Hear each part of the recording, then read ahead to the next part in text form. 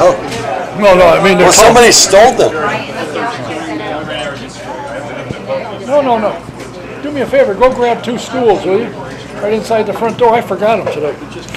Welcome to the Autosportradio.com 2017 show. I'm your host, Don Kay. We are live from McGilvery Speedway at 30th and High School in the beautiful town of Speedway, Indiana.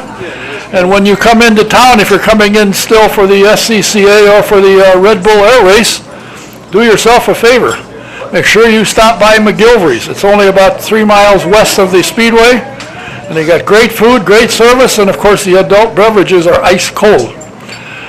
Tonight's show is presented by Honda HPD, the Indianapolis Motor Speedway, and the Verizon IndyCar Series. I have to make a couple of comments since everybody else in the world is. I'm really disappointed in Mr. Irsay for not stopping this nonsense of kneeling and so forth. And according to Facebook, which I don't get into much, but I know somebody who does, people all over are burning their tickets. I mean, they said, here's my tickets for the rest of the year, I'm burning them, and they throw them in the fire, throwing paraphernalia away. I think it's silly, but it is what it is. Derek Daly has a video of 5 steps of how to become, from a young driver to build your career, what it takes, and we're going to have it here in a few weeks, and I think you'll find this kind of interesting, and it's sponsored by Honda. It's really, I've seen all 5 of the segments, and they're really quite good. It takes you right from the beginning to making your way to the end and getting yourself set up, so it's going to be kind of an interesting program, and we'll have him here to talk about it. Next week, my guest is going to be Dr. Mark Utzler. He's a co-founder of IRMA. It's Indiana Racing Memorial Association. We're going to find out that not only are they now doing Indiana, they're going to be doing something out on the West Coast, and they're also been invited to do the same thing over in Europe for F1 people. So they're growing rapidly, and it's going to be interesting to talk to Mark, who is a character to begin with, and see how they're doing. If you have yet to been to the Speedway Museum, you need to go there. The A.J. Foyt exhibit has only got a few weeks left, so you need to get over there. And I tell you who the next exhibit is, except there's only one holdup. I don't know that. I don't know who it is. But if you haven't seen this, I was over there today. It is spectacular. If you need a brochure on it, stop by and pick one up. They're sitting up here. Help yourself. And speaking of the IRMA, they're having a fundraiser on October 19th at the Sexton Cars of Yesteryear Museum. It's located at 131 West 22nd Street between Capitol and Illinois. There's brochures around tonight if you're interested, and there'll be some more next week, and you can buy tickets next week, I think. But you can go online, and we'll get all that information. You can buy them online now. You go to www.indianaracing.org. You can pick up tickets, or you can go on Main Street to Three Sisters on a Trunk, and you can buy tickets there as well. My first 2 guests are, strange enough, they're related. They're father and son. And I bet you don't know which one is which. Fortunately, I do. Sitting on the end with the hat on is the patriarch of the Brayton Racing team these days. Brayton has been known for many years of engine building and engineering, and it's just a super family. Lee has retired, and he's watching his son take over, and they're here racing in the SCCA. I'm sure you heard of him because he used to own an Indy Racing League team for a couple of years, and he realized that wasn't a good idea, apparently. Financial disaster. But he is now assisting his son in the SCCA, and we'll find out more about it. Please welcome Mr. Todd Brayton. Thank you. And the good-looking one at the table, not me, of course, is the driver that drives for Brayton Racing. He has in the back of his mind that there's some unfinished business that the Brayton family has at the Indianapolis Motor Speedway, and that's his goal, to get here and run the 500. He's working his way along, doing quite well, actually. We'll find out what's going on this week. I heard what happened this afternoon. It wasn't real pretty, but he's doing well. It wasn't his fault. There was a caution, and you only get so much time. When there's a caution, you lose. But he's doing well, and he's looking to get farther along. Please welcome Mr. Hunter Brayton.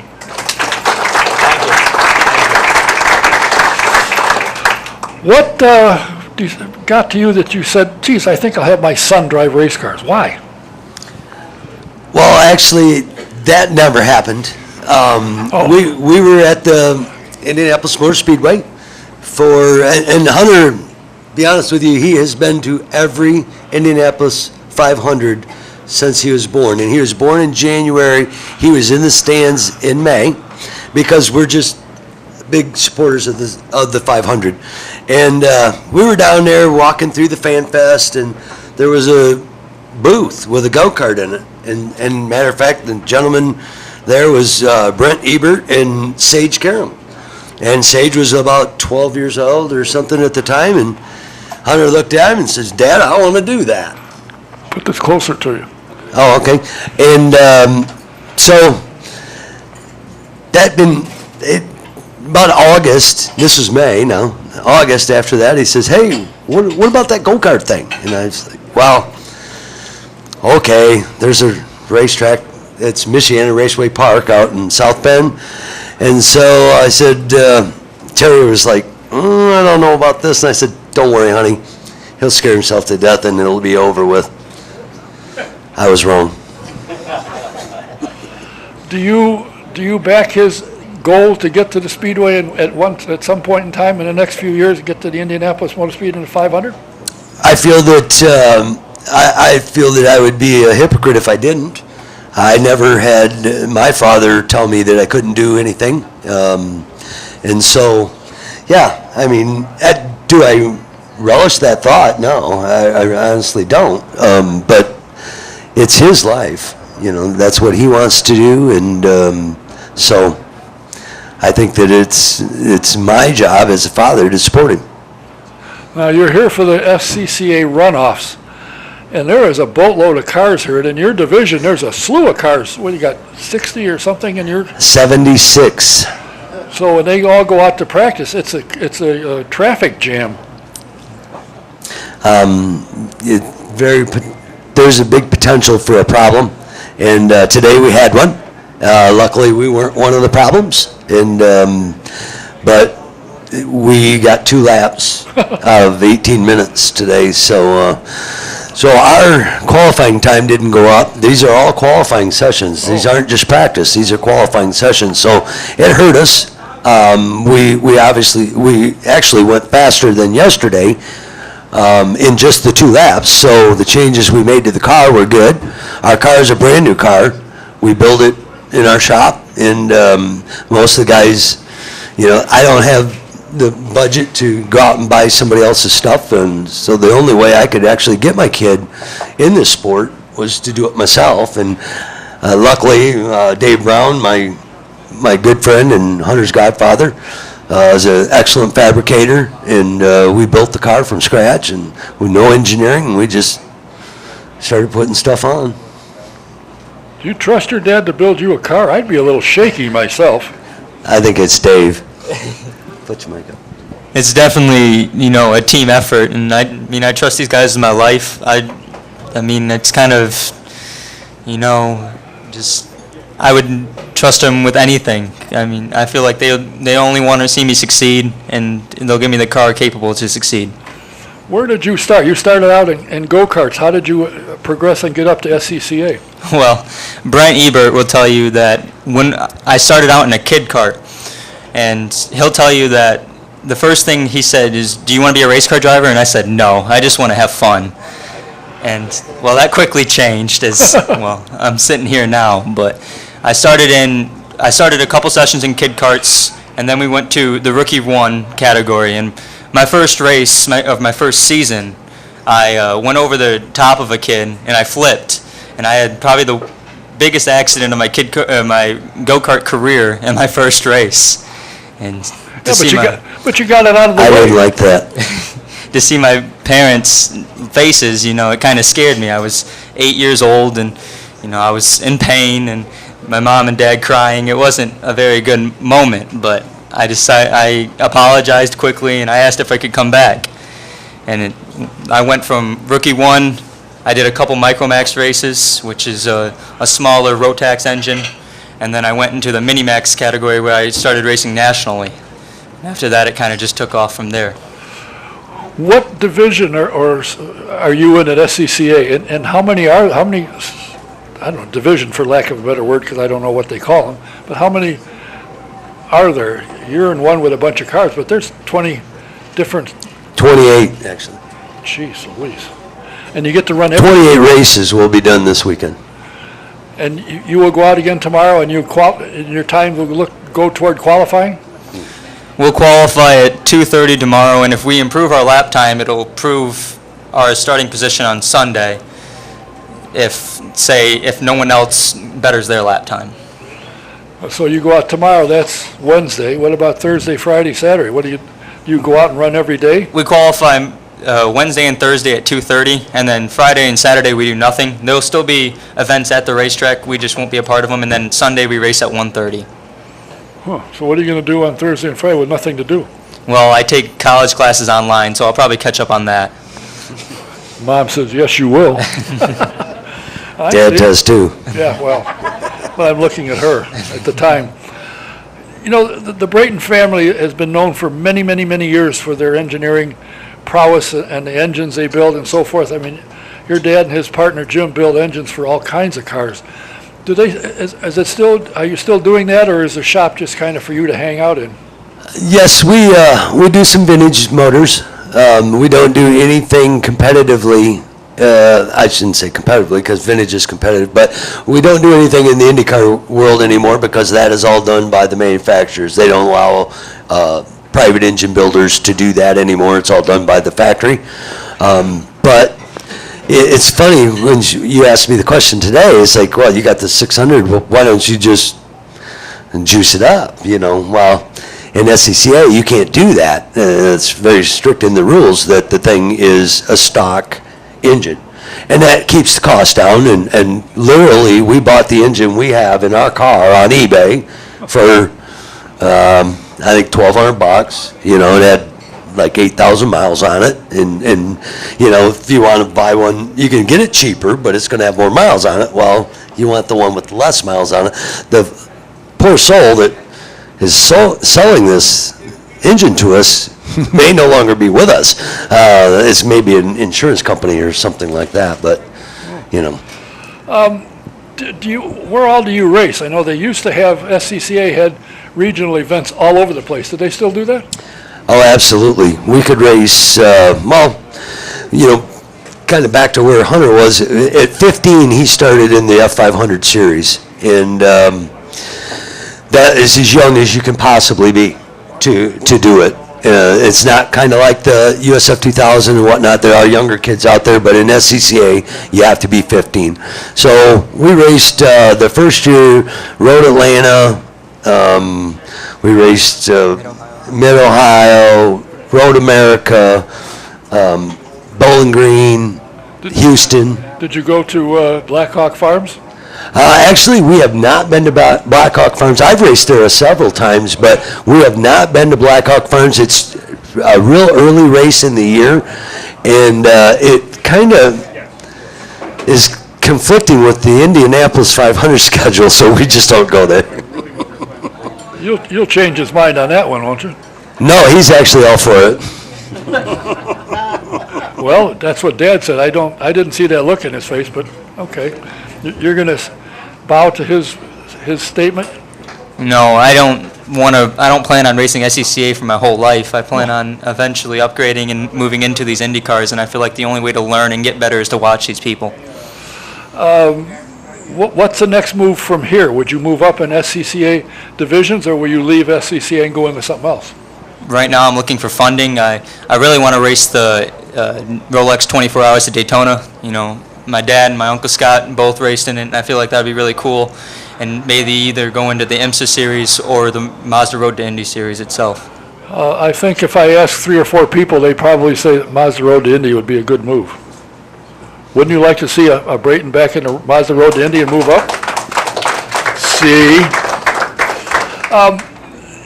You're taking college classes online. How the heck does that work? Do you have to go to class at all, or is everything on a computer?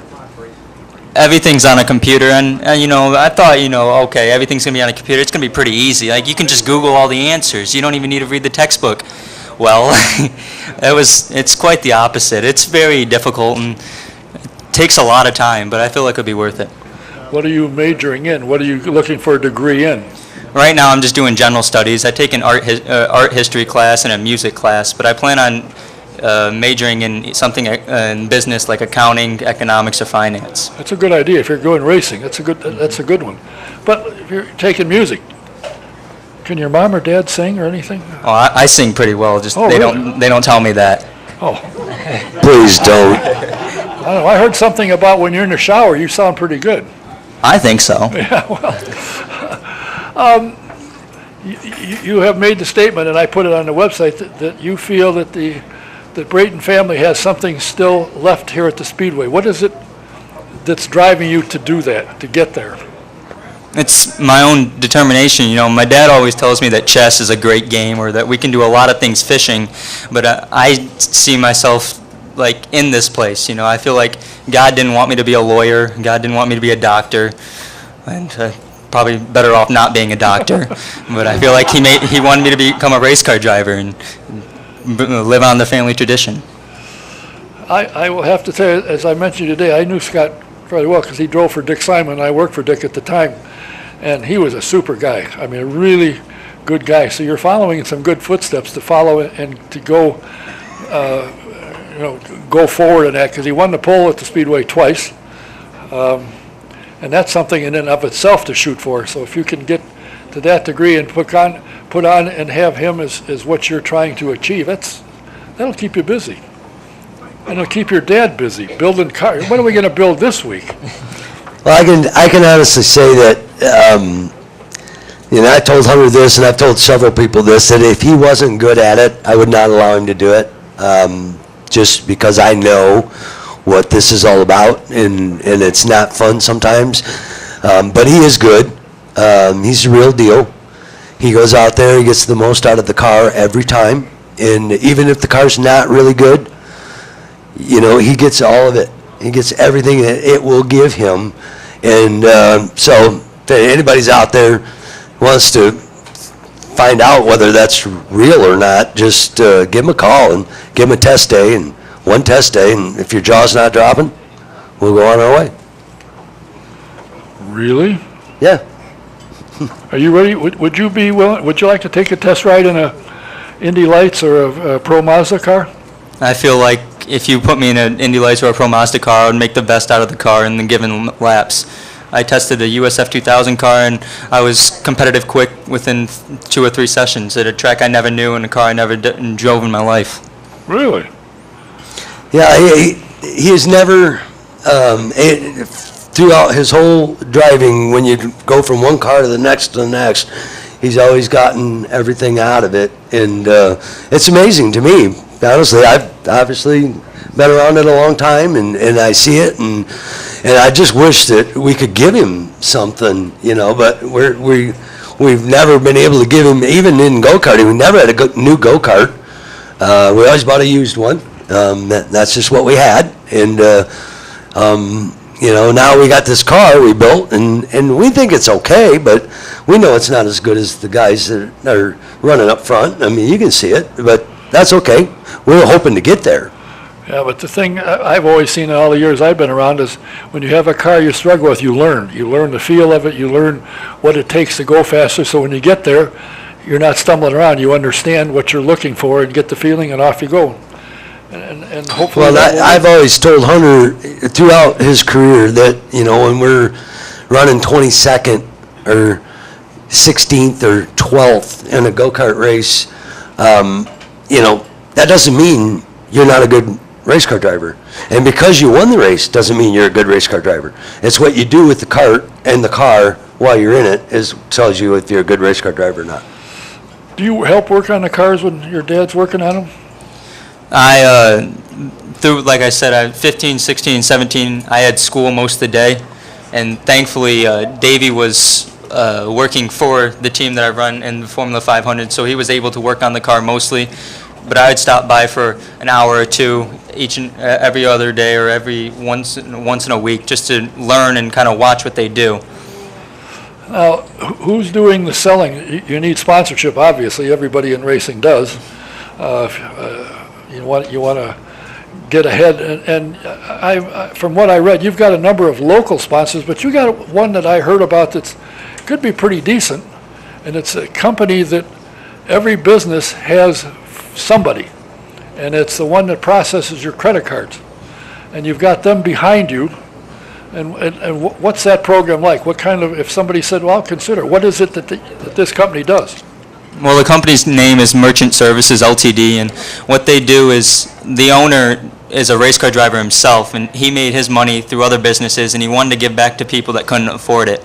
So we opened this credit card processing business, and everybody needs a credit card processor. Every business that takes credit cards needs a credit card processor, and in return, he gives you the money from the processing back so you can drive a race car. Connor Daly did it with Derek Daly, and they did it when they went to Europe in the F3 and the GP2 cars. And Gustavo Yakiman, who's an IMSA driver nowadays, has had found success with it. People will do it. It's just that it's hard to convince these businesses that, you know, it's possible to use this money for racing. Now, just out of idle curiosity, if I got a credit card, and there's a credit card, they use them here. Does the business owner have any clue who the processor is? You know, you'll be amazed how many times I contact a business and ask them who their credit card processor is, and they say they have no clue. So have you had much success yet convincing them, here's a plan that can work, can help me, and you'll never know the difference. The money will be in your account the same as it always was. We've had a few businesses look into it, but I mean, most of them just say no because they don't want to take a chance. You know, they like what they're doing now. You know, we guarantee to match their rate or better it, and they don't believe us. It's hard to persuade people nowadays. And you can't get the owner of the company to say, look, I'll tell you what, you join. If anything goes amiss, I'll give you your money back. You know, I mean, people just don't want to take a chance. It doesn't matter what you say sometimes.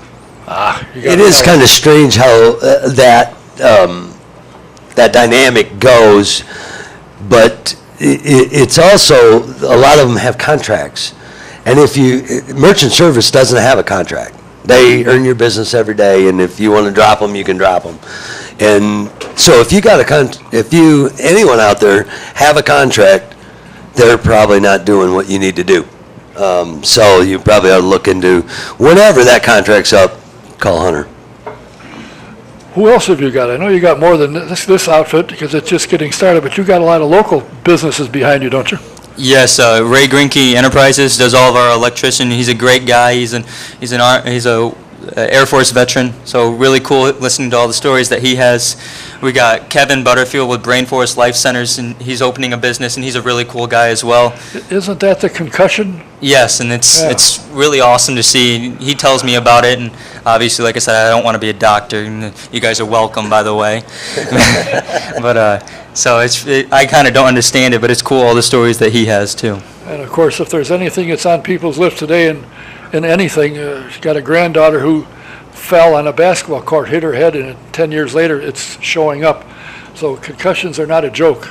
No. And people are But realizing absolutely, now. I mean, that. And when I met Kevin a couple of years ago, and when he started this, you know, obviously with Scott's accident and his death and how that happened, Kevin, we talked, and he's like, he was my favorite driver. You know, he was my favorite driver. I wish I could have done something, but I'm doing it now. And it's just, you know, sometimes you find a sponsor and a partner in this that you just can't get away from. And I think this is really one of those type things. It really matches. Hunter really loves kids, and he'll do the extra mile for these people. It's a shame because if your brother had the accident today, he'd get out and go like this, get the dust off, and walk away. So, yeah, but a lot of the reason that is today is because of that. So, no question. So there's, you know, the other guys could be happy with that. Yep. What is it about racing that trips your trigger? Is it the fact that your family is in racing, or is it something you really, really enjoy? Well, like I said, it doesn't, my family is a great, stepping stone and stuff, but, my dad did what he wanted to do. My uncle did his path, and I want to create my own. You know, I don't want to leech off my family's success just to get here. I want to deserve it.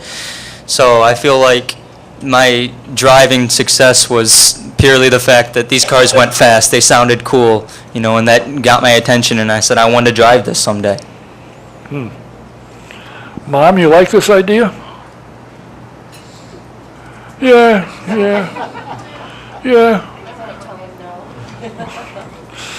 There's something about racing, and I've said this 10,000 times, that to me, the premier team sport is motorsports, because everybody has to do their job. They have to do it right, because when he straps in, the idea is to go fast. If you're going fast and you didn't do something right and it falls apart, now you got trouble. And but it's fun. I love it. I should have been retired from this, I know nobody will believe this, 25 years ago. But I love it. There's something about the sport, and she's saying, yeah, you should have, you old fart.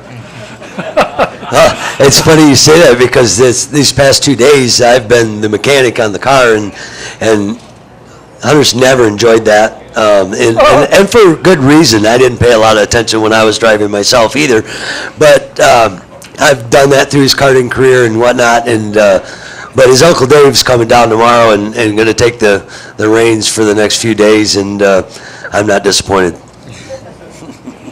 Is your dad a good mechanic? Well, it's kind of family, so what are you going to do, tell him no? No, I wouldn't recommend that, no. By the way, Todd, how's your dad doing? His dad, in case you don't remember, Lee Brayton, built engines. He and Jim built them up in Coldwater, Michigan for many, many years. But how's your dad doing? Mom and Dad and Mom are doing fine. They're going to come down on Sunday and watch Hunter try to win a national championship, and they're excited about that. And they're, suffering from old age, as you will, and at their age. But so they're not down for the week or anything like that. But they're going to come down on Sunday and cheer him on to victory, hopefully. It seems to me, if I remember reading some of your stuff, you just wished him a happy birthday. So your grandpa just had a birthday recently, August, I think. Absolutely. Yeah. What is he, 65 now, 68? He's only 2 years older than my grandma. My grandma's 21, so. Does he still chew on a toothpick? Absolutely. In case you didn't know and couldn't see, you see a toothpick, that's Lee. He always had a toothpick in his mouth. We should have had a toothpick sponsor. That's right, you should have. Anybody out there? Yeah. There's something that's really exciting about racing, and there's so many avenues you can take in it. And SCCA, when I was younger and used to follow, I used to go up to Black Hawk Farms. A friend of mine that wrote for the Chicago Tribune, a motorsports writer, had a car before Coors Light came on. He called it the Silver Bullet. And he used to run up there and run around. And I've been to a lot of SCCA races over the years, but I haven't been around recently. So I really didn't know or don't know what's going on. But I got to guess it's coming in. If he's here, I hope eventually. It's the involved with SCCA. I'll get a little bit more information on update on what they're up to. But I was out there today wandering around, and there's a slew of cars, and there's every size, shape, color, and speed out there. How much do you think coming to the Indianapolis Motor Speedway affected the car count? I would think I think they could tell you better, but based on what I've known in the past, it was at least 30% up for that. And I'm thinking people, you see guys, Hunter's 18 years old. You're not going to see a lot of 18-year-old kids in the pit lane out there, but there's a few. But you see a lot of 55 and 60-year-old guys out there, and they're still just going and living the dream, and I think that's awesome. 55 or 60, hell, I could. Well, no, I'm a little older than that. Never mind. Well, there's older than that too, but they that's what they want to do, and SCCA provides them that avenue, and they're still very competitive. We raced the F600 Challenge for a few years, and there's guys out there, they're fast, and they're looking at 115 years old, like, what in the world are you doing? I hope you get out of here soon. Well, we want to wish you nothing but the best and look forward to seeing you at some point in time get into the Mazda Road to Indy program. And I'm going to mention that to your dad every so often, Maserati Indy. Hello, Maserati Indy. And hopefully you'll have success, that somebody will realize that, there's something, and now is the time for a sponsor to get it. As you grow, they grow. As he starts moving around, and my conversation with him today, he'd be a good sponsor rep, because he can talk to people. He's not afraid to talk to anybody. So hopefully that you'll make the move and move up, and we'll see you before I fall off this chair. See you at the Speedway, or part of the Mazda Road to Indy program. I sure hope so. So does your dad. I'm not so sure about your mom, but she said, well, if he's moving up and he didn't get hurt, okay. Wish you nothing but the best, and hopefully people will come on out on Saturday and Sunday, and you run Sunday afternoon. Come on out and watch them. There's 1,000 cars here. I was told that it did jump a little bit with Indy, because they usually have between 550 and 600, so now they get over 1,000. Yeah. Obviously, people want to come run the Speedway. Yep. So, good luck to you. Good luck to you in guiding your son's career. Thank you. And good luck to you that you survive it. Thank you for having me. Oh, it's my pleasure. You're going to see him eventually, Hunter Brayton. Remember the name, remember the face, and under the guidance of his dad, Todd. Wish you the best. Thanks for coming. Thank you. Now, I hope my next guest is here. I don't know what he looks like, and he doesn't know what I look like. He does now, I suppose. This portion of the program is brought to you by Sam Pierce Chevrolet in Daleville, Indiana. You got to come to the country to see why the best prices in the country are, in fact, at Sam Pierce Chevrolet. You'll also see why Sam is always rated at the top of customer satisfaction. When you buy a car from Sam, he doesn't stand behind you, he stands alongside you. Just take I-69 north, exit 34, go east 1 mile, and you won't miss it. Sam Pierce Chevrolet. You want to see what these guys and gals like about IndyCar racing, open wheel racing? Check out the Indy Racing Experience. You can go to their website, indyracingexperience.com. Pick a date. They run at the Speedway throughout the summer, and they run around the country at the various IndyCar events. But you can call 317-243-7171, or again, go on their website, indyracingexperience.com. If you call in and ask for Shonda, or in the promo box online, put in JS1, you get a 50% discount. It's a great experience. It's a lot of fun, and you'll love it. Do you need anything embroidered? It doesn't matter what it is, anything. Call Fran Lindley at Stitches 2. She'll help you. If you can get it there one way or another, she can help you. Her number is 317-271-3444. It's the time to get insurance. The insurance commissioner always tells you, check the price every so often to make sure you're getting the best price on your insurance coverage. If you need insurance on your home, your car, or you got a commercial property, you need it, call Mike Pardee at VP Insurance. He's right here in Speedway at 5004 West 16th Street. His number is 317-248-0070. That's VP Insurance in Speedway, 317-248-0070. And if you are a fan of vintage racing, you got to go to svra.com and subscribe to the Vintage Racing Quarterly. And if you like the old Trans Am days, Tony owns a controlling interest in that, and they've got a Trans Am magazine. Get them. They are first-rate, top shelf, and they're fun to read, and they got some great stories. Some of the cars you knew as a kid, they're out running. Go out and find out who's doing it, where they are, and come and see them. And the next event they have is coming up on the 6th to 8th of October. It's a 2017 Slaying the Dragon Hill Climb. It's at the Tail of the Dragon in Robbinsville, North Carolina. So if you're anywhere in that area, go check it out. It should be fun. Now, my next guest is a gentleman, he and I are very close. First time I've ever seen him. I am told that he is a gearhead. He has been involved in the SCCA for many years. He is a director of marketing and business development. And if he's not marketing or developing business, he's on pit road, calling it pit road on the broadcasts of SCCA. And during qualifying, he's in the booth explaining to all of the knuckleheads like me what's going on.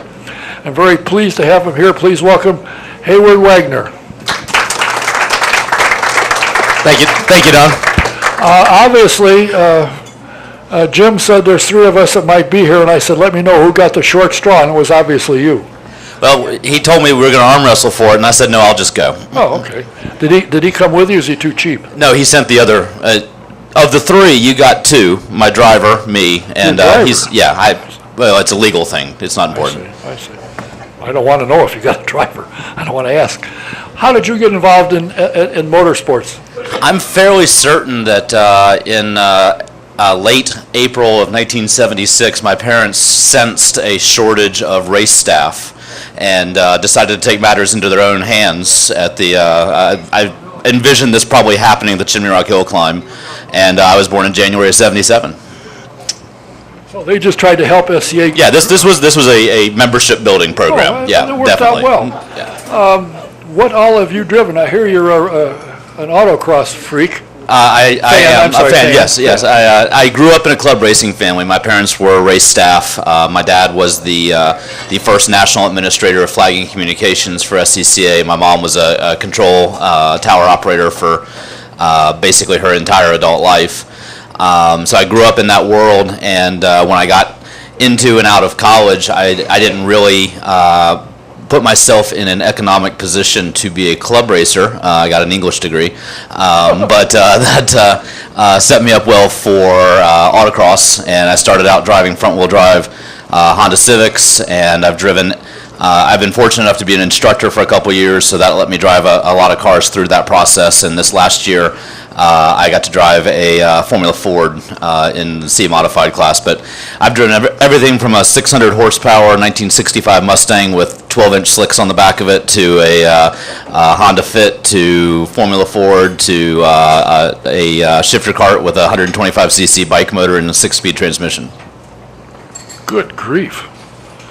Now, you got an English degree in college.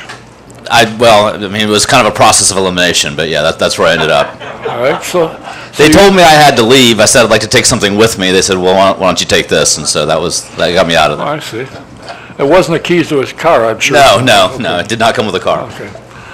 But now you are the Director of Marketing and Business Development. Where did English come in with that, or did you fleece somebody? You know, I was initially hired as Director of Experiential Programs, and SCCA, we're going to be celebrating our 75th anniversary in 2 years. We have a very rich, very long history of competition programs, but we've been really hyper-focused in the competition vein. And I was brought on board in 2014 to develop an experiential department, experiential programming, which basically the difference in my mind is that when you come to a club racing event or an autocross event, you're going to have somebody who's going to leave really happy. You're going to have the guy that has the big trophy and he's super happy or she's super happy, and everybody else is going to kind of go home and scratch their heads. And my department is really about building programs that everybody can leave happy. So we're talking about schools and track days and social programs where people who are passionate about cars and enjoy cars can come and have fun and not necessarily have the added dimension of the competition element. So we've done a lot with track days in schools and whatnot. How many regions are there in SCCA now? 116. And how many do you visit in a year? Well, I visit with usually between 75 and 100. We have an annual national convention where most of our regions are present, and then we have divisional meetings that we get to see them with. And of course, at an event like this, I don't know that we have Arctic Alaska and Hawaii region represented at this event, but we did have Arctic Alaska at the National Convention, and the Hawaii region runs a really awesome scholarship program where they basically take the profit from their autocross events and spend that sending members to the Solo Nationals event in Nebraska. So I would venture to say that between the National Convention, the runoffs, and Solo Nationals, I've probably spoken to someone from every region this year. How does one qualify for the runoff? Runoffs qualification is actually a really fascinating history. When I was a kid, qualifying for the runoffs was a life goal for a lot of people. It was the top 3 cars from each division, and a lot of times you would have really cool stories of somebody having a points battle all year with somebody, and this guy made it and this guy didn't, but this guy's car was a little bit better for the track, and so the guy who won the points would borrow his buddy's car or borrow his buddy's parts or whatever. And so it used to be that divisions really raced each other hard, but then went to the event to try to come back with as much prize as they could. Over the years, for a variety of reasons, the qualification process has changed, and I think the board of directors kind of saw the opportunity with this event to kind of change really the scope of the event. And so this year it was really just a participation qualification process. So this year, if you had 5 starts, you had the opportunity to come to the runoffs, and you could do that through a divisional or a national path. Well, I heard somewhere, and I forget who told me, that generally the runoff, and I saw one at Mid-Ohio some years back, and if I'm not mistaken, Jacques Lazier won it that year. I can't remember, is it 12 years, 15 years ago? You've got the police interrogation light on me, so I can't check with my stat guy, but I think I'm seeing a nod that we did have a Lazier win a couple years ago. We had a Graham Rahal won not that long ago as well. We just, this last year, Verhoeven won Formula F and became the youngest runoffs champion. Up until then, it had been Graham Rahal. So we've definitely, and then Adam Andretti is running this year, but we've had, I got to stand at turn 1 at Road Atlanta years ago and watch Jeff Andretti, I think it was Andretti, I think it was Jeff, put a Formula Ford on its lid. We've got some IndyCar crossover historically. It's amazing. It's an amateur. It's not a professional club. So if you race for the fun of it. Absolutely. You race out of your own pocket, or if you're lucky, you can get Todd's pocket and help you up a little bit. Right. But it's mainly just for fun, and there's a slew of people that are members. I don't know that it mainly being just for fun is strong enough. It is only just for fun. There are people that want to do something here and prove something here and go to another level and move up the ladder. But this is really about bragging rights. This is about a tremendous amount of these classes have amazing fellowship within them. As soon as we're done here, I'm going back to the Speedway because the production classes have a party on Tuesday night. That's the prod party, and it's all the drivers from all those classes are getting together on Tuesday night because this is the one time a year they're all together. They're not going back to the hotel and crunching data and figuring out how to smash each other's heads in on track. They're grabbing a beer, grabbing a hot dog, and sitting around and talking about what a great day they had qualifying and looking forward to the race. So it really is it's an amateur environment, it's a family environment, it's a friendly environment, and I think that's really what sets us apart. I know Hunter, it sounds like he's ready to go. Hell, he got 2 laps today. He wants to go celebrate. Absolutely. Have a beer and a hot dog. Absolutely. How about that? Have you spent all of your racing motorsports career with SCCA, or were you somewhere else before you came to SCCA? I definitely, the majority of my career is with SCCA. I've done some work with a couple of pro series here and there, but really just kind of one-off weekends. I really worked in the autocross program heavily before coming into the marketing position, and now my focus is the experiential programs, and then once a year I get to come be a pit lane reporter. Yeah, and then you're up in the booth for qualifying. And the booth for qualifying, yeah. You got to have a stack of papers that makes me look like I'm doing nothing with all the drivers and all the cars. How the hell do you know who's who? Well, I think first of all, there's the unfair advantage of having grown up in the club. So a lot of people that are on track are people that I've known my entire life that are like uncles and brothers to me. Then there's the fact that I have Tom O'Gorman in the booth with me, who's a pro racer who knows a lot of these guys and whatnot. And then we have a never-ending stream of name pronunciation corrections that come to me from our staff. So it's very much a collaborative effort. Well, and where I looked up SCCA something and said they stream almost everything. Correct? We do, yeah. And where do you find that? So scca.com/live. Tomorrow, Tom and I will be calling the morning. Greg and Paul will call the afternoon for qualifying. There's a couple of static cameras, and then Thursday is Tire Rack Pole Day, where we'll be announcing our pole position winners for each class. That's actually going to be a traditional video stream where we have manned cameras that are following the action. And then Friday, Saturday, Sunday, We will have all 28 races streamed, 24 races, 28 groups. But we'll have Greg Kramer, who's an absolute professional, Rick Benjamin, Dorsey Schrader, and Jeff Lepper, all professional TV commentators calling those races. Yeah, and I know two of them, Dorsey and, forget the other one. Don't laugh. I start forgetting a lot of things as you get older. Do you market strictly for SCCA? You look sponsorship to sponsor the series, or if somebody comes and says, hey, I need a little help, can you guide me? Are you available? We don't work a whole lot with drivers and teams. Our focus is bringing partners to the organization that can bring member benefits. We have a tremendous amount of contingency partners. The contingency partners are basically if you use the product, you're carrying the stickers, and you finish on the podium, you get a prize from that partner. So we facilitate a lot of those relationships. But really our focus is marketing the experience, marketing the membership, marketing the participation. We spend most of our time trying to tell the world about how to get involved in SCCA, how to express your passion for cars through SCCA, and how to be a part of our organization. Well, something on your sleeve, I see a television ad every once in a while, Tire Rack. Tire Rack is our longest standing partner. We've been partners with them since 1995, predominantly on the autocross side. They are the presenting sponsor for Track Night in America, the name partner for the National Solo Series, and they are a tremendously important partner to us, and of course a good Indiana company.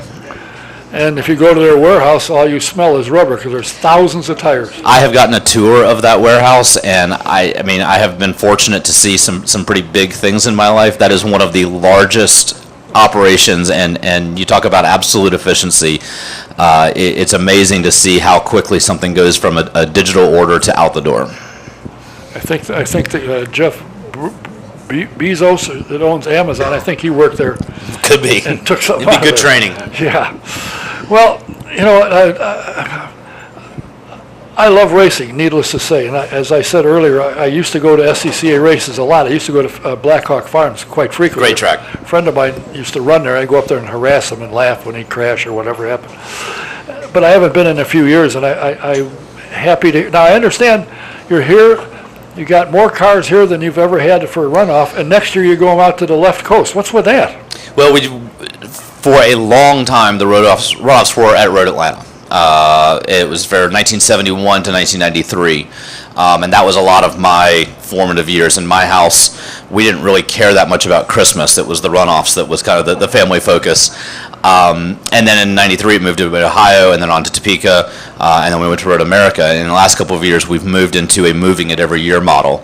And that started at Mazda Raceway Laguna Seca, and then we came to Daytona. And then last year we went back to Mid-Ohio. This year we are at Indianapolis Motor Speedway. Next year we will be at Sonoma Raceway, formerly known as Sears Point and Infineon.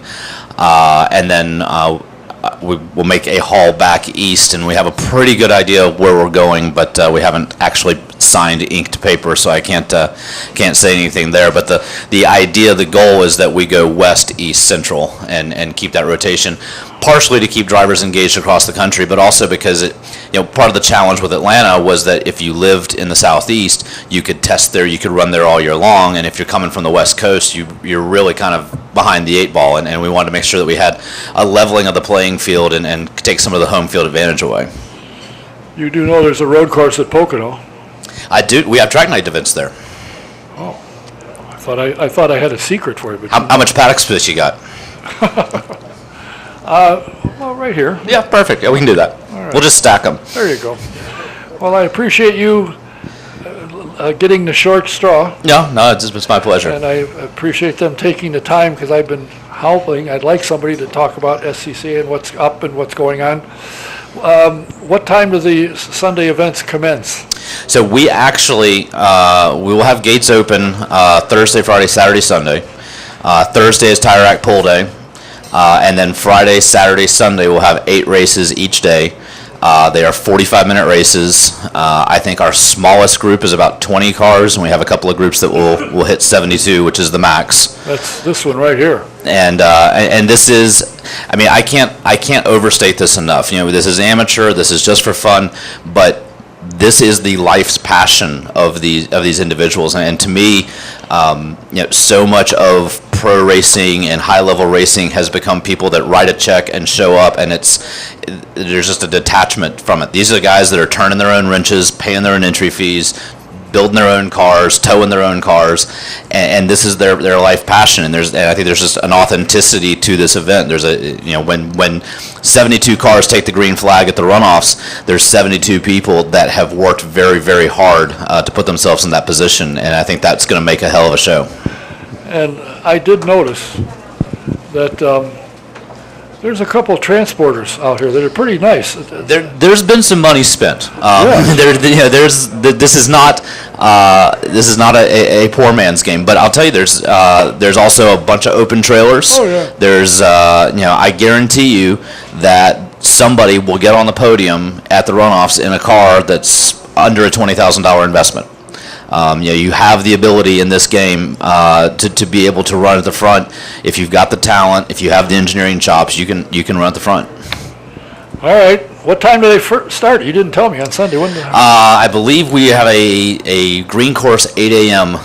Friday, Saturday, Sunday, and 8 races each day, 4 races, lunch break, 4 more races. You better get. He's getting a little older. He needs to get a nap. We're at 2:30. Oh. Yeah, the 2:30 is a snap. Oh. Yeah. Nothing to it. I appreciate you taking the time and filling us in, me in, and us in as to what SCCA is up to these days, and look forward to coming out this weekend and watching. Everybody will come out, I can assure you. Love to have you. Ticket prices are tickets available through Indianapolis's website, the Motor Speedway's website. I believe it's $15 for pole day and $25 for race days, and I think there's a 3-day package available. And another thing that I think is especially cool about this, you talked about the variety of cars, and it really doesn't matter what kind of car you're into. There's something here that can hook you. But the other thing that's really cool is it's kind of an opportunity for a little bit of a behind-the-scenes tour of the Speedway. This isn't 500 weekend. There's not 300,000 people there. There's going to be a lot of people there, but the opportunity to kind of get some fingerprints in places that you might not be able to get to is also there. So I think it's a great opportunity for fans of the Speedway as well. Just from the participants, there'll be 10,000 people. There's 1,000 cars. We're just under 1,000. I think the estimate is that spectator or crew, drivers, race staff, the whole bit, I think we're right around 5,500 people on site. All right. Thanks for taking the time to come here. My pleasure. I encourage everybody to go out and take a watch. I wandered around today, and it's kind of neat. The cars are out there go, holy smokes. They got some that are low horsepower that aren't the fastest in the world, and they got some that are pretty quick. In back-to-back sessions today, we had front speed, trap speeds for one class that was 103 miles an hour and another class that was 160 miles an hour. So it is a big spread. Do your car go 160? Right around 120? 140? Oh, are you? Yeah. the top speed car, ours, we might be around 130. That's pretty quick anyway. Thanks for taking the time to Hey, be my here. pleasure. I appreciate it. I want to thank him. Haywood Wagner, Director of Marketing and Business Development with the Indianapolis Motor Speedway. Thanks for coming in. Appreciate it. Now we're very good friends. Yes. My next guest is sitting out here, and he's just dying to talk to me. Well, maybe he's not dying to talk to me. But he is the promoter of the Vintage IndyCar Series that comes out of the East Coast. That had run at Pocono the last couple of years, and last year he got hooked up and they run in Phoenix. You were handed a newsletter. He is the editor of the Classic Racing News, and he drew quite a crowd at Pocono this year, did very, very well with it, and we'll see what's new and exciting. I'm sure he's got something good to talk about, which is why he's here in town besides to see me. Please welcome Mr. Gary Munshine. Thank you. And Don, all kidding aside, it's always a pleasure to be on your show. It's very special to come out to this part of the country and see you and see all you wonderful people here. Every time I come, I try and make it a point to get out here and see everybody in this room. I really appreciate all the great race fans here. Did you get a chance to talk to the Hall of Famer, Eldon Rasmussen? I certainly did. I would not miss a moment with my buddy Eldon over there. And we started a story that he has to finish in a little bit, but we'll take care of that. Well, I hope you're not in a hurry. Don't worry about Eldon. Eldon and I talk on the phone once in a while, and I always cut out some time for him. I make a nice pot of coffee, and There you that's go. my day with Eldon. You know? And by the time the pot's gone, you're probably done talking and the coffee's cold. Well, I'll be honest with you, before I even start talking about classic racing times, there's some very special people here. Obviously, in the audience, there's a lot of special people, but Linda Mansfield right here, who I go way back with as a writer. Linda and I used to work with the ARDC midgets on the East Coast, and she was responsible for a lot of success of the club back in the days, and she has 2 great books out right now, 4 great books out right now, and if you talk to Linda a little bit here, she's got some good books available for sale. I know, I'm And, going to talk to her. Yeah, and then Erin Kearns is sitting over here, and Erin has been instrumental in introducing me to a lot of the people in the Indianapolis area that really helped us get going with classic racing times. That's been a big benefit to us as well, so, Really? absolutely, I see. absolutely. Now, what do you got online for 2018? I know you're going to do something new and exciting and bigger than better. Well, we have a lot of momentum going with Classic Racing Times. The newsletter that I passed out here, we're in our 5th year of the newsletter, and it's grown into an 18-page newsletter. Yeah, I noticed that. I'd like to think that it's one of the best in the country, and our subscription rates are well over 1,000 per edition now, and it's growing. It's growing every day. I get 5 or 6 new subscriptions every day. And I'm assuming that if you have a copy and grab one from somebody, there's a place you can subscribe to it and send it Absolutely, in? absolutely. And what the best part of the newsletter is that we cover vintage auto racing, and I write whatever the hell I want. You know what I'm saying? I don't have to answer anybody. If there's something I want to write about, I write about it. So if you want to read some good gossip, we slip some gossip in there. If you want to read about, I know these girls over here like the gossip. They're all smiles, so, Yes, they do. yeah. How many cars did you have in Pocono this past year? Well, last year when I came to the show, we unveiled at this show what we were going to do at Pocono, if you remember. And we decided this past year to try and double the size of the show, which we did. We had well over 200 cars at the show. And that included, we opened the road course, and we had touring on the road course. We also ran our regular car show, which goes along with the Vintage IndyCar on-track action. They had an extra day to run on the 2.5 mile, which we had tons of regular Indy cars. And then a really neat little caveat, we actually developed a 1/5 mile oval at pit exit on the front stretch and ran 3/4 midgets and actually raced them. And that turned out to be a neat little deal. We're going to go forward with that. And we actually just tested lights. And we're going to be the first ones to run lights at Pocono ever.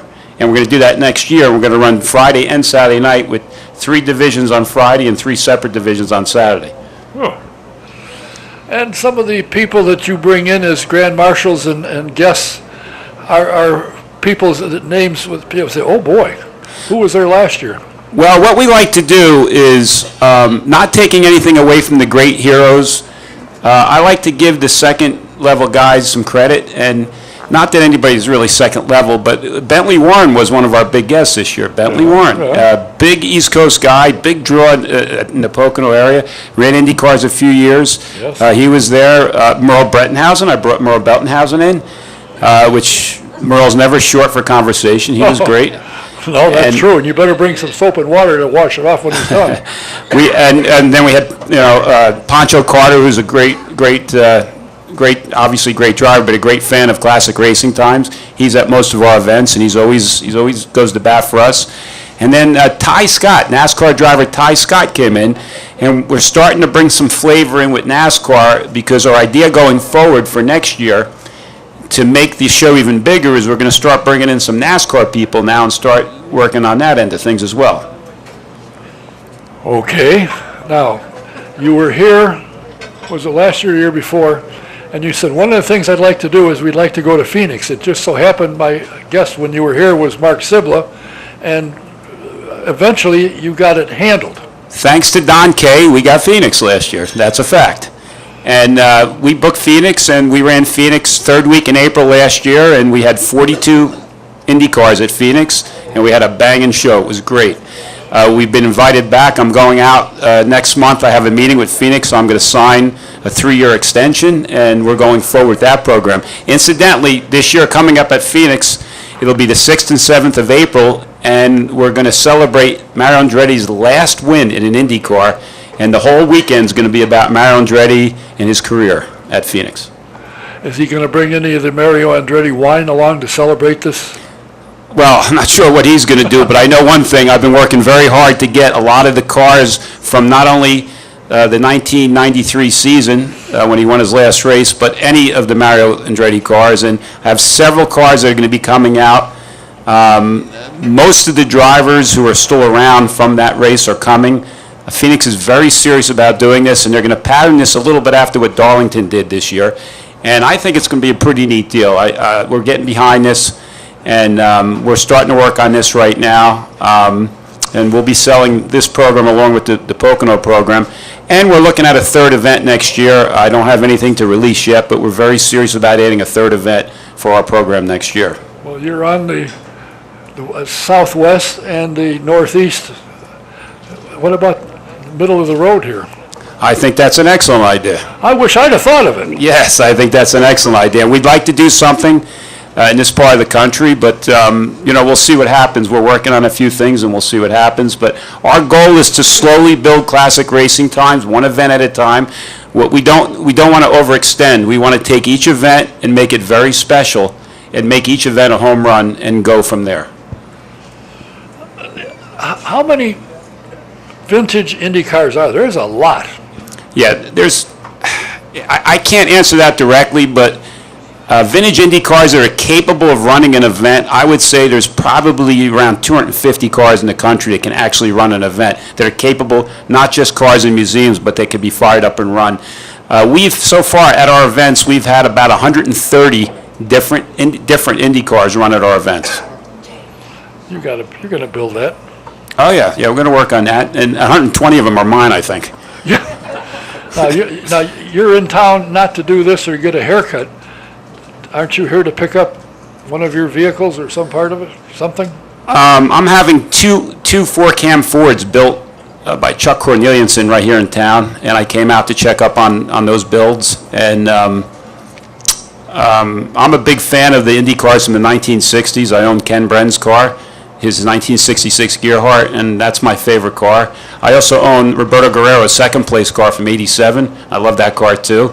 And I'm thinking about getting another Indy car right now. So I got a couple. I may have 3 engines at some point here, so I'm going to put another Indy car together with another Ford in it. Well, that makes perfect sense. You got the engine, you might as well buy a car to go with it. It's worse than alcoholism, I guarantee you that.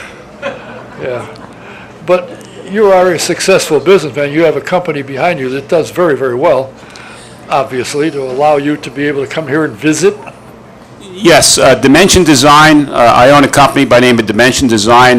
We're based on the East Coast. We're a manufacturing firm, and I also own 50% of an engineering firm, another company, Peerless Creations, and it keeps us busy. We work a lot of hours, but you know what? You're only here so long, and you got to cram as much life in while you're here. And while you've got these 2 businesses going and overseeing them, you're writing. Oh, yes. 18 pages. I saw that the last couple of them. I said, geez Louise, who the hell spends all their time writing? It's you. It's not just writing, it's the layout. I put a lot of time into laying it out. Each newsletter probably takes about 80 to 100 hours to do. But we get them done. Yeah. It's a labor of love, I hope so. A lot of labor, so I hope you love it. Oh, yes. If you see, you got one of those on your table. If you've got one, you can subscribe to it. Don't wave it at me. Subscribe. She's got a lot of money, so that's nothing. Be nothing. She'll have one. She'll order it. But it's a good magazine. I mean, a good newsletter. There's a lot of interesting stories in there. I haven't got the one. My copy just came today, so I haven't had a chance to read it yet. But the last one you put out was really good. Well, we have the next edition that's coming out actually in just a few weeks. We have a very interesting story that I don't believe has been written, and it has a lot to do with the race at Langhorne in 1965 and the fire to Mel Canyon. But there's a story that a lot of people don't know that I uncovered, and it's the story of why Mel Canyon burned so bad. And if you're interested in learning why he burned so bad, what the problem was, subscribe to the newsletter and get the next edition, because I'm not going to tell you why unless you read it. I'm going to call him and ask him. He'll probably say I've forgotten by now. Well, actually, the reason he burned has little to do with his wreck. It has to do with something else. Yeah, I know. So I've heard. Well, it's very interesting what you're doing. I'm very happy to see that your events are growing very well, and it's well attended. A lot of fans come out to see what you put on, the shows you put on. This past year at Pocono, we can account for over 10,200 people came through the gate for our event, which represented over 22% of the total sales for the weekend. We run in combination with the Verizon IndyCar Series at Pocono. The race this year at Pocono was a success. The track finally made money, and everything's pointing in the right direction. And we've got a lot of momentum going. Right now, the Vintage Oval program at Pocono with the IndyCars is the largest Vintage IndyCar Oval program in the country. Now, you're going to say something, and I'm going to explain to you why, okay? All right, so I won't say it, just explain it. All right. Because the other program that runs in town here in June is not primarily an oval program, That's true. okay? So right now, we've got the biggest vintage IndyCar oval program in the country, and we're not stopping at that. We're going to keep moving on it. Well, that's good. That's the whole idea. Yes, I mean, the SVRA has got one thing, and you're doing something absolutely. slightly different. Absolutely. And I think people are interested in seeing the cars that they knew when they were growing up, like me. I mean, of course, I was after the coal-burning cars. I came in after that. Henry Ford had already built an engine and was coming along, but some of those cars were beautiful. Well, Not safe, but beautiful. I'll be really honest with you. I think cars in museums are neat to look at, but they don't get the juices flowing. I don't think there's anything like going to a racetrack and hearing an Offie or a four-cam Ford light it up and go down that straightaway and hear that race car at full song go down that you haven't heard in 50 years. To me, that's exercising the car is where it's at. This is true. However, the two young ladies sitting over there that work in the museum will tell you how many thousands have been in to see Roger's exhibit and A.J. Foyt's exhibit. In no way am I going to have any conflict with that. All I'm saying is that I understand. when I take my four-cam Ford and I turn it 9100 RPM and I run 188 miles an hour down the straightaway at Indy, everybody comes up to me and they're almost in tears, and so am I. It's just it's a great deal. It's pretty much why I do the vintage thing. It's not that we're racing them, but to just have those cars exercise like that is a neat deal, you know? Well, hopefully one of these days, like this year, you might make an appearance in the Midwest so we can come and watch you. But in the meantime, you'll be in Phoenix when? April 6th and 7th, and Pocono will be the third week in August. It's not an IndyCar schedule yet, but it'll be there. Okay, well, I appreciate you giving me a call to give me the heads up you're coming. Interesting what you're doing and the success you're having. I wish you nothing but the best. And we look forward to seeing you somewhere, Pocono, Phoenix, or in the Midwest. Thank you very much, and thank you, everybody, for coming out. Appreciate it. Gary Munshine. Next week, as I said, my first guest that I have scheduled is a character. He is a doctor, but not a medical doctor, Dr. Mark Utzler. He is a co-founder of IRMA. You're going to hear a lot of interesting, neat things that they're doing, and they've only been around, I think, maybe 2 years. And they're getting attention from Europe. They're getting attention from around the country. He'll be an interesting guest, and we'll get more of these flyers out, so you want to see the show that they're having on the 19th of October. It's going to be at a really neat place. It's a fabulous cars. So sign up, come on out. Till next week, Don Kay saying thanks for watching, thanks for being here, thanks for listening. Till next week, good night.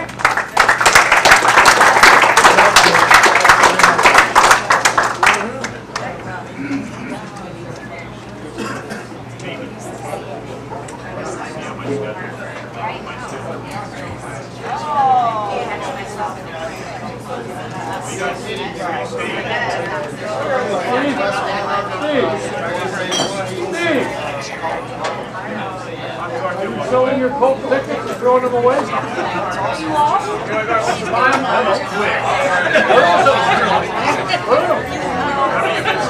was thinking more along the line, get some money.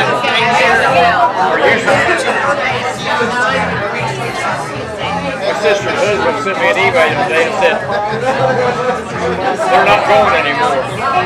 I didn't reply back. I'll be patient.